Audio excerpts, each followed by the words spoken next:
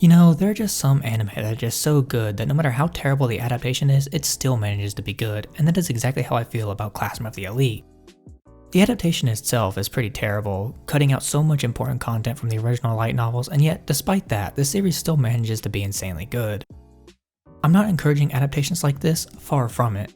Actually, I wish we could have gotten the full original story in animated form, however, I am trying to make the most of what we got, so don't judge me. But this series really is incredible. The writing in the series makes it really easy to follow despite all the big brain plays that are constantly happening throughout the show.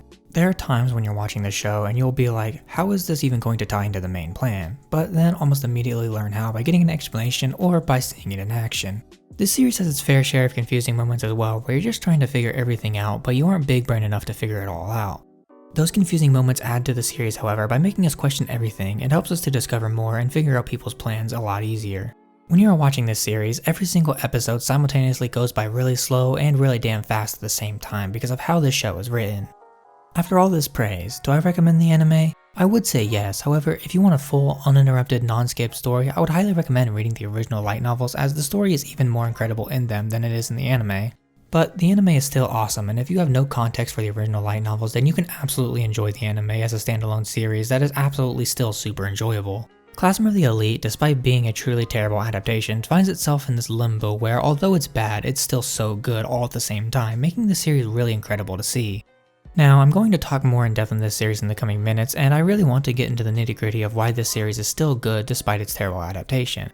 But before that, it would be awesome if you could leave a like on this video and subscribe to the channel. I make new anime and manga content every single week on a variety of different series.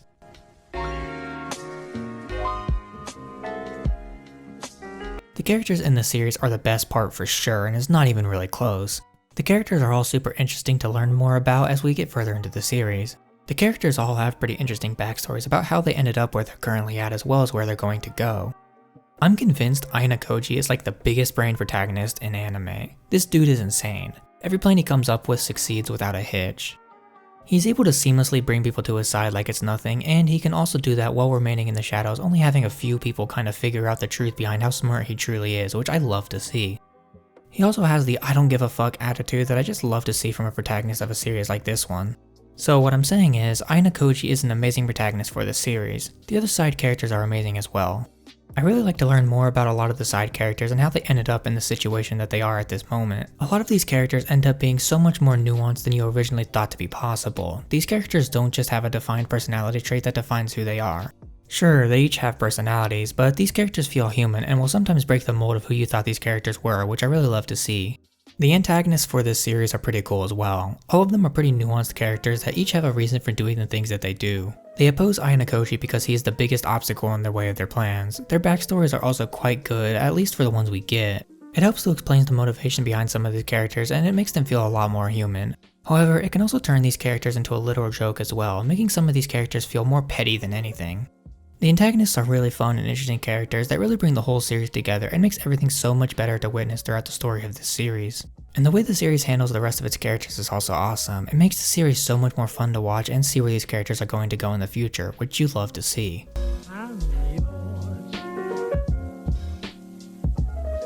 The setting for this series makes this series a lot better. This isn't just some normal high school setting. This is a high school attended by extremely gifted people. Either they're really smart or they're really athletic, or potentially both. The setting makes this series so much better. By having others around our characters who are on the same level makes the series more interesting as you never know when something might go wrong. It also puts everyone against everyone else, making for some really amazing and awesome moments throughout the series of characters going against each other. The class ranking system is actually quite cool and makes the whole thing super fun by progressing the story. The way the author uses their setting to help improve the story makes the setting so much better than it otherwise would have been before.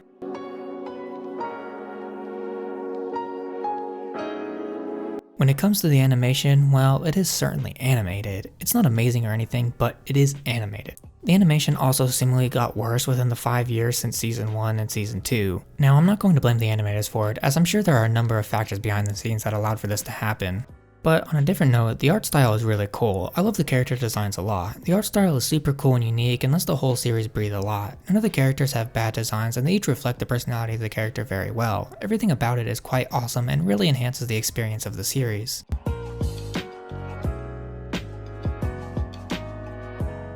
Classroom of the Elite is a really awesome series that has a lot of flaws, but it still finds its way to be a really amazing series despite them. The storytelling and characters really make up for the lackluster adaptation of this series as well as the below average animation.